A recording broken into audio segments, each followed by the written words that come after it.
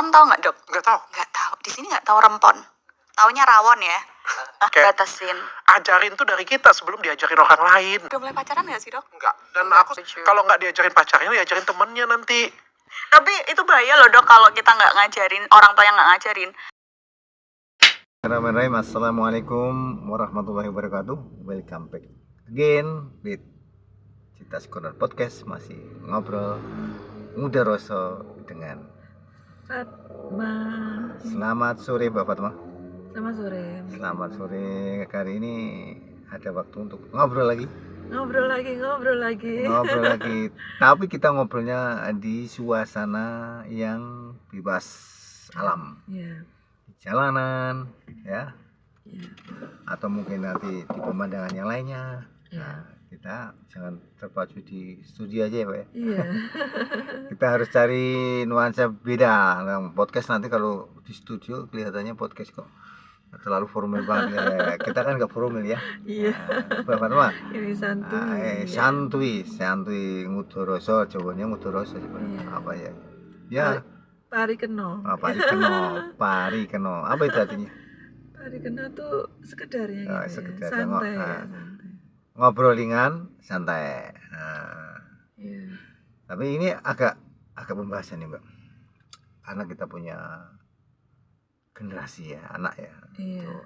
Sementara perkembangan zaman era sekarang itu kan luar biasa, Iya. lepas lah.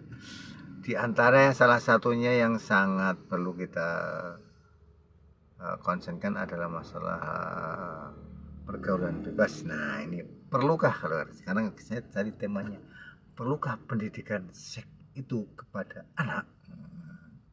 Menurut Mbak Fatma tentunya. Pendidikan seks. Mm-mm. Iya. Ini. Sex education. Iya, sex education ya. Ini kalau dari pada zaman kita dulu itu sangat tabu untuk Oke. diangkat atau diomongkan gitu ya, Diomongkan. diobrolkan. Iya. Jadi ini nggak sesuai dengan adat tradisi budaya kita. Oke.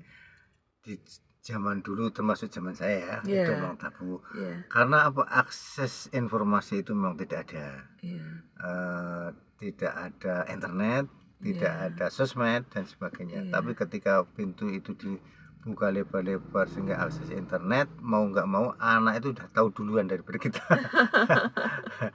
iya. Ini memang kalau sudah menghadapi teknologi terlebih gadget ya, Iya, dari anak kecil sampai orang tua pegang HP, Oh pegang iya. bisa Mm-mm. mau cari info apa aja Nah. bisa. Saya rasa itu bisa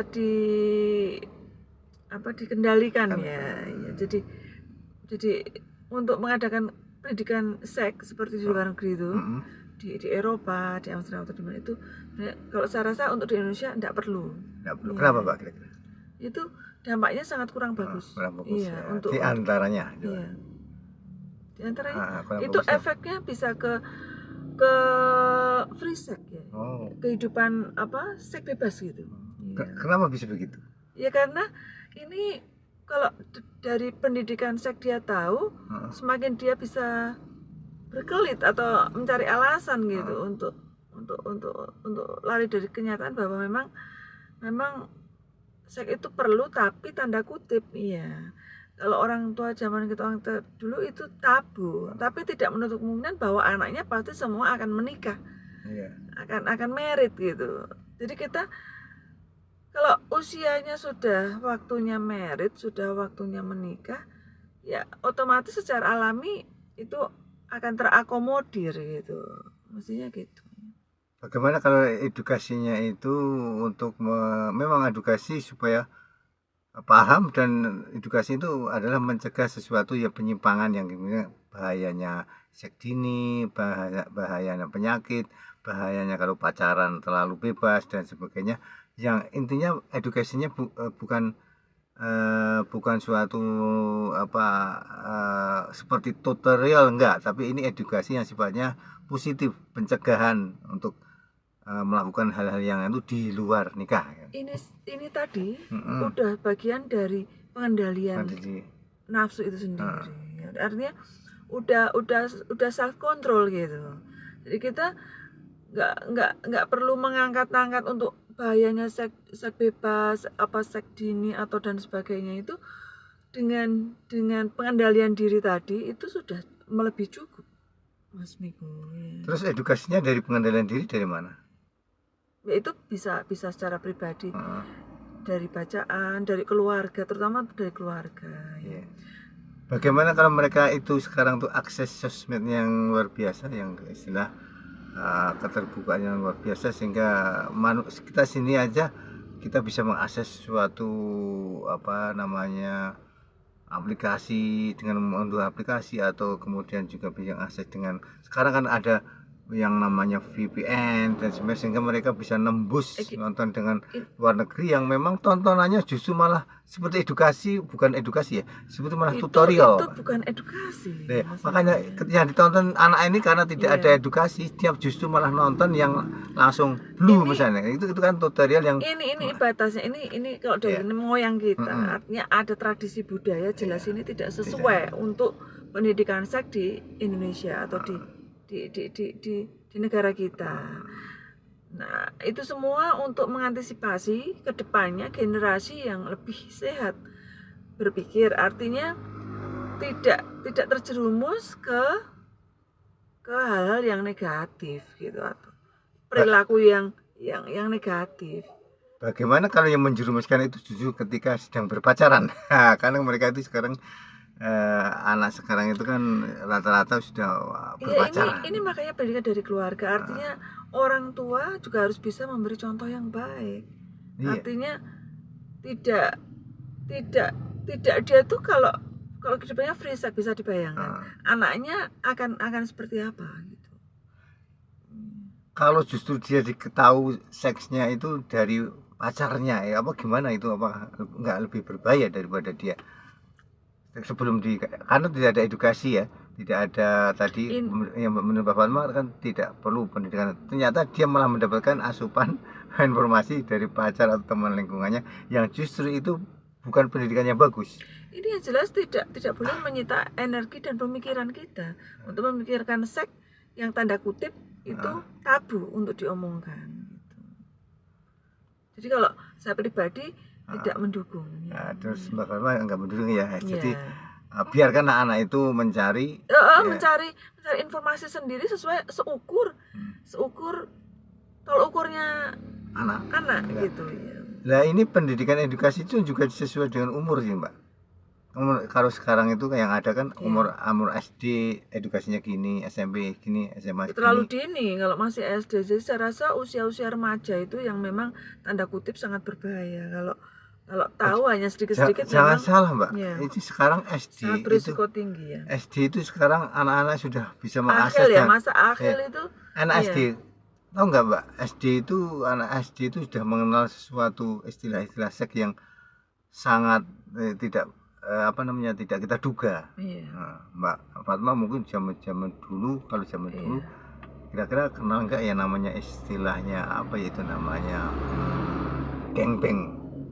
Saya tidak tahu ya. Itu ya gangbang itu terlalu vulgar ya, itu kalau dulu namanya istilahnya Indonesianya sih apa itu ya. Jadi